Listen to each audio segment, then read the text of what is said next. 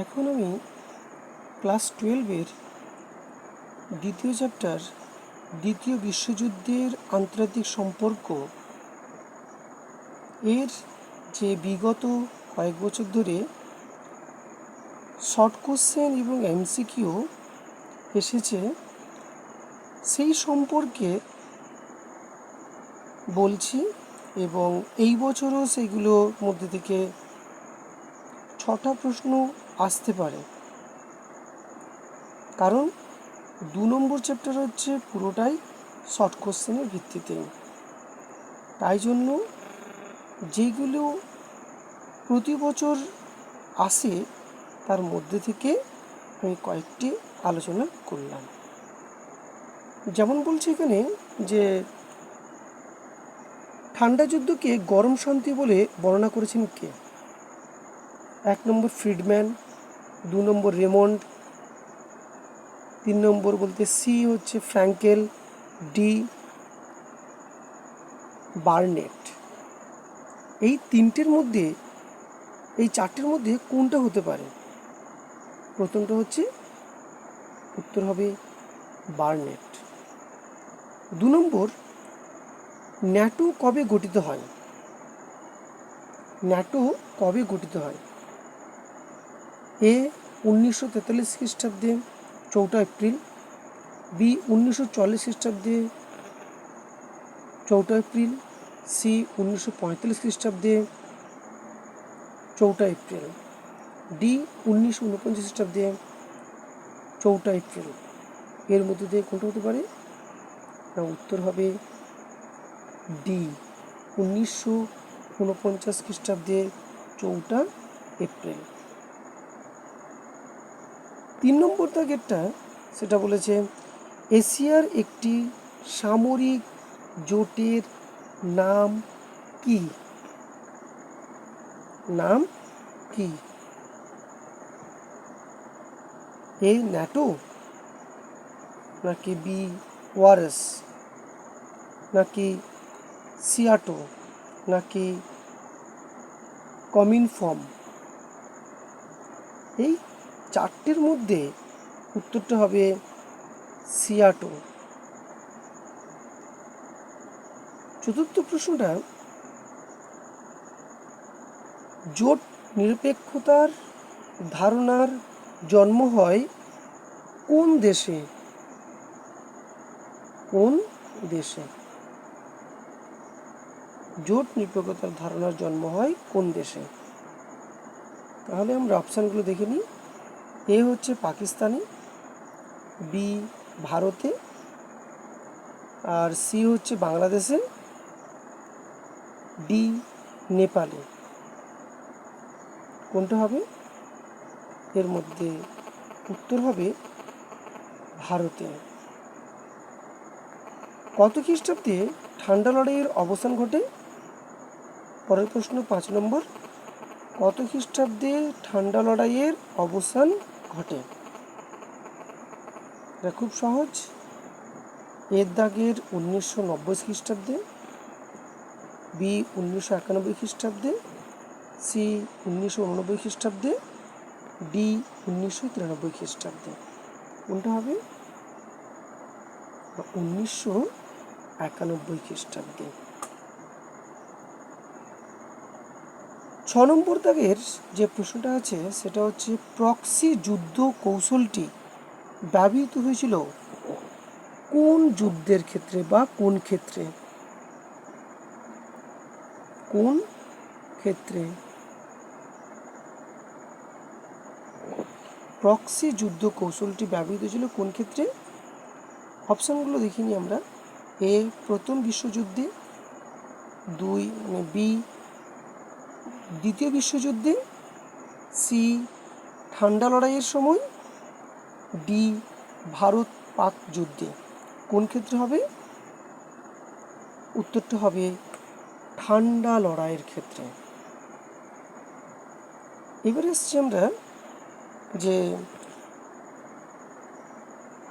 Wars কোন দেশের উদ্যোগে গঠিত হয়, বা ওয়ার্স কোন দেশের উদ্যোগে গঠিত হয়? সোভিয়েত ইউনিয়ন, নাকি মার্কিন যুক্তরাষ্ট্র, নাকি ব্রিটেন, নাকি ফ্রান্স? এর মধ্যে কোনটা হতে পারে? এর মধ্যে থেকে হবে সোভিয়েত ইউনিয়ন। মার্কিন যুক্তরাষ্ট্র তো ন্যাটো গঠিত হয়েছিল, আর ওয়ার্স কোন দেশের উদ্যোগে গঠিত হয়েছিল? সোভিয়েত ইউনিয়নের ক্ষেত্রে বা সোভিয়েত ইউনিয়নের দলগুলো। পরের প্রশ্ন 8 নম্বর, পঞ্চশীল স্বাক্ষরিত হয় কত খ্রিস্টাব্দে? এ 1950 খ্রিস্টাব্দে, বি 1945 খ্রিস্টাব্দে, সি 1954 খ্রিস্টাব্দে, ডি 1951 খ্রিস্টাব্দে। কত হবে? পঞ্চশীল নীতি কবে ঘোষিত হয়েছিল? 1954 খ্রিস্টাব্দে পঞ্চশীল নীতি স্বাক্ষরিত হয়েছিল। এর পরের প্রশ্ন 9 দাগের দেখে নাও, সেটা হচ্ছে জোট নিরপেক্ষ আন্দোলনের একটি অপরিহার্য নীতি হলো, এবার অপশান দেওয়া আছে, এ হস্তক্ষেপ, বি হস্তক্ষেপ না করা, সি আগ্রাসন, ডি সামরিক বিভেদ সৃষ্টি করা। কোনটা হবে? সরি, ভুল বলেছি, এটা সামাজিক বিভেদ সৃষ্টি করা। কোনটা হবে? এখানে হবে কোনো বিষয়ে হস্তক্ষেপ না করা, জোটের পক্ষে আন্দোলনের, মানে কোনো দেশের বিষয়ে এবং কোনো দেশের হস্তক্ষেপ না করা, জোটের পক্ষে আন্দোলনের নীতি। পরের প্রশ্ন, বেলগ্রেড সম্মেলন অনুষ্ঠিত হয় কত খ্রিস্টাব্দে? অপশান দেওয়া আছে, এ 1955 খ্রিস্টাব্দে, 1958 খ্রিস্টাব্দে, 1961 খ্রিস্টাব্দে, নাকি 1965 খ্রিস্টাব্দে। এর মধ্যে কোনটা উত্তর হবে? 1955 খ্রিস্টাব্দে। এই সমস্ত প্রশ্ন কিন্তু বিগত কয়েক বছর ধরে কিন্তু এসেছে, সেইগুলোই কিন্তু আমি তোমাদের জন্য রেডি করেছি। আমি কিন্তু প্রতিটা চ্যাপ্টারের এমসিকিউ এইভাবে বলে দেবো, এবং লং প্রশ্নগুলো কি কি আসতে পারে এই বছর 2025 সালে, সেই সম্পর্কে আমি সাজেশান তৈরি করে দেবো, এবং যদি সময় যদি হয় উত্তরগুলোও কিন্তু আমি নোট আকারে তোমাদের দিয়ে দিতে পারি, যদি সময় যদি হয়। না হলে আমি শুধু সাজেশানটা দিয়ে দেবো, যেগুলো তোমাদের 100% কমন আসতে পারে। পরের প্রশ্ন দেখো, এমসিকিউ আর দিইনি, এবারে এসিকিউ, কারণ এই চ্যাপ্টার থেকে যতগুলো এমসিকিউ এসেছিল সবগুলোই দিয়েছি। এবারে এসিকিউটা বেশি এসছে, সেক্ষেত্রে আমি প্রথম যে প্রশ্নটা সেটা হচ্ছে, ট্রুম্যান নীতি কাকে বলে? ট্রুম্যান নীতি কাকে বলে? না, পূর্ব ইউরোপে সোভিয়েত ইউনিয়নের ক্রমবর্ধমান প্রভাব প্রতিরোধের উদ্দেশ্যে গৃহীত নীতি হলো ট্রুম্যান নীতি। ঠিক আছে, এটা মনে রাখবে, মুখস্থ করবে। পরের প্রশ্ন 11 নম্বর দাগের, মার্শাল পরিকল্পনার মূল উদ্দেশ্য কী ছিল? মার্শাল পরিকল্পনার মূল উদ্দেশ্য কী ছিল? তাহলে কী হতে পারে? উত্তরটা দেখে নিই। মার্শাল পরিকল্পনার মূল উদ্দেশ্য ছিল যুদ্ধবিধ্বস্ত ইউরোপের অর্থনৈতিক উন্নয়ন ও ইউরোপে সাম্যবাদের প্রসার রোধ। এটা হচ্ছে উত্তর, মার্শাল পরিকল্পনার মূল উদ্দেশ্য। তোমরা শর্ট করে লিখতে পারো যে ইউরোপের অর্থনৈতিক উন্নয়ন আর ওই ইউরোপের সাম্যবাদের প্রসার রোধ, এটা হতে পারে, শর্ট করে লিখলে হবে। 12 নম্বর দাগের, পটসডাম সম্মেলনে যোগদানকারী যে কোনো দুজন নেতার নাম লেখো। পটসডাম সম্মেলনে যোগদানকারী দুজন নেতার নাম হলো কে কে হতে পারে? দুজন নাম আমি লিখে দিয়েছি এখানে, উইনস্টন চার্চিল আর হচ্ছে Roosevelt.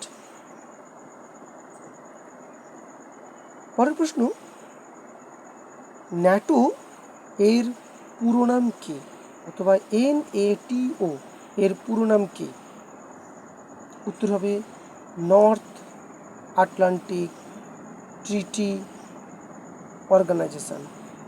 North Atlantic treaty organization. পরের প্রশ্ন, সিয়াটো SEATO সিয়াটোর পুরো নাম বা পুরো পূর্ণ রূপ কি? তাহলে এস ফর কি হবে? সাউথ, এখানে Asia, south Asia treaty organization.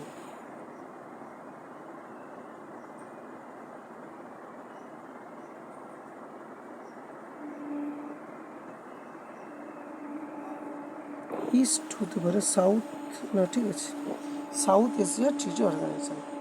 কিউবার সংকট কবে দেখা দেয়? পরের প্রশ্ন, 1861 খ্রিস্টাব্দে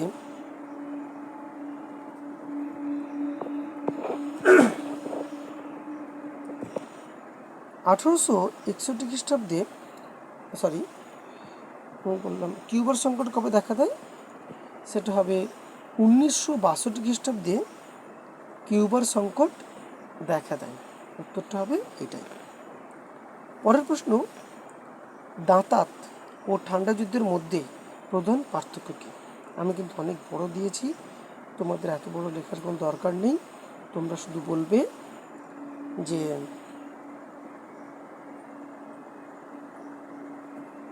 ঠান্ডা যুদ্ধ সেটা হলো পারস্পরিক উত্তেজনার পরিস্থিতি তৈরি করে। ঠান্ডা যুদ্ধ পারস্পরিক উত্তেজনার পরিস্থিতি তৈরি করে। আর দাঁতাত কী করে না, যুদ্ধের পারস্পরিক যে সহযোগিতার পরিবেশ তৈরি করে। তাহলে 1 নম্বর বললাম, এটা ঠান্ডা লড়াইয়ের ক্ষেত্রে যেটা বললাম, পারস্পরিক উত্তেজনার পরিস্থিতি তৈরি করে ঠান্ডা লড়াই। আর দাঁতাত উভয় শক্তির মধ্যে বা উভয়ের মধ্যে সহযোগিতার পরিবেশ তৈরি করে। তাহলে ঠিক আছে, আমরা 17টা দেখলাম। এরপরে আমরা 18 নম্বর দাগেরটা আমরা দেখছি। 18 নম্বর দাগের আমাদের কি দেখতে পাচ্ছি যে NPT এর পুরো নাম কি? উত্তরটা হবে নিউক্লিয়ার নন প্রলিফেরেশন ট্রিটি। ঠিক আছে। 19 দাগের পেরেস্ত্রয়িকা কি? পেরেস্ত্রয়িকার অর্থ হলো অর্থনীতির বিকেন্দ্রীকরণ বা বাজার অর্থনীতি। পেরেস্ত্রয়িকার অর্থ হলো অর্থনীতির বিকেন্দ্রীকরণ বা বাজার অর্থনীতি। তোমাদের একটা কথা বলে দিই, তোমরা আমাকে যদি অনেক অনেক বিষয় দিয়ে সাপোর্ট যদি করো তাহলে আমার চ্যানেলটা গ্রো হবে এবং আমি অনেকটা উৎসাহ হব তোমাদের এই ধরনের ভিডিওগুলো দিতে। প্লিজ তোমরা একটু আমাকে সাপোর্ট করো এবং অন্য যে বন্ধুবান্ধব আছে তাদেরকে একটু শেয়ার করবে যে আমার ইউটিউব চ্যানেলটা। তোমাদের অনেকটাই ভালো রেজাল্ট হবে এবং আমি চাই তোমরা প্রত্যেকেই ভালো রেজাল্ট করো। পরের প্রশ্ন, কিউবার সংকট কবে দেখা দেয়? 1962 খ্রিস্টাব্দে কিউবার সংকট দেখা দেয়। এটা রিপিট হয়েছে প্রশ্নটা কোনো কারণে একটা।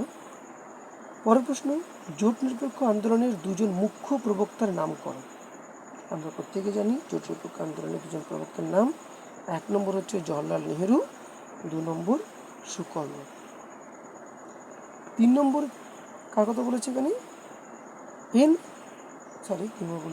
22 দাগেরটা NAM এর একটি নীতি উল্লেখ করো।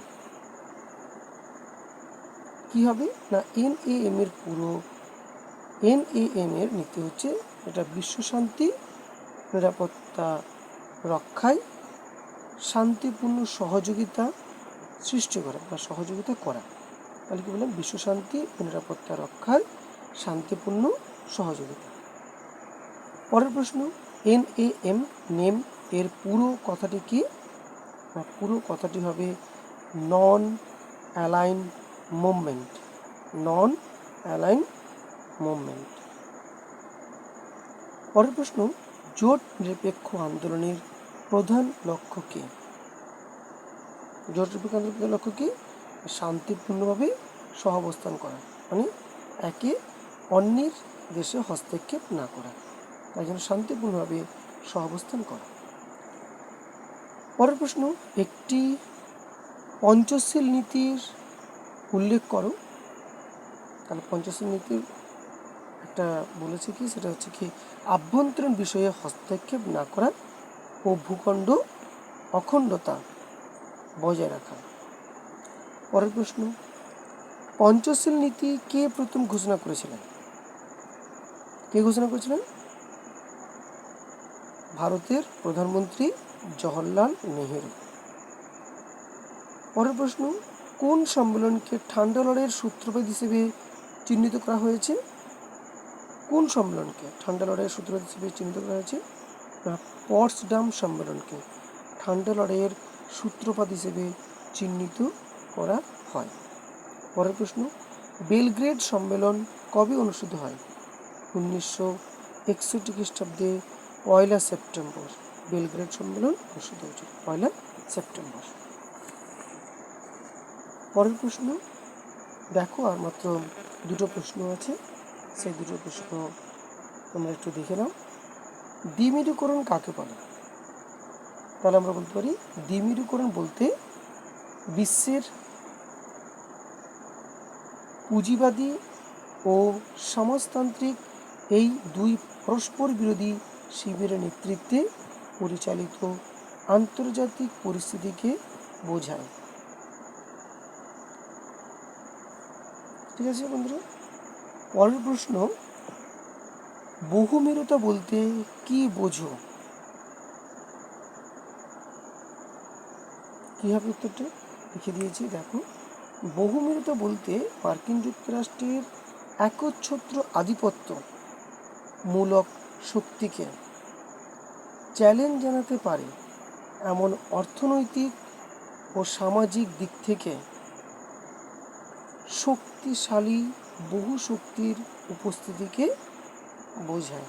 এগুলো তোমরা একটা খাতায় নোট ডাউন করে নেবে, কারণ অনেকক্ষণ দেখতে তোমরা পারবে না, তাই জন্য খাতায় এগুলো যদি রাখো, তাহলে তোমাদের পরবর্তীকালে ভিডিও না দেখেও তোমরা কিন্তু খাতায় দেখে নিতে পারবে, তোমাদের অনেকটা সুবিধা হবে। ঠিক আছে, তোমরা ভালো থেকো। আমি আজকের এই ক্লাসটার পরে আবার দ্বিতীয় চ্যাপ্টার তো হলো, এবারে তৃতীয় এবং চতুর্থ অধ্যায়, এই তিনটে যে অধ্যায় আছে সেখান থেকে শর্ট কোশ্চেন আসবে, সেখান থেকে আমরা পরের দিন আবার আলোচনা করব।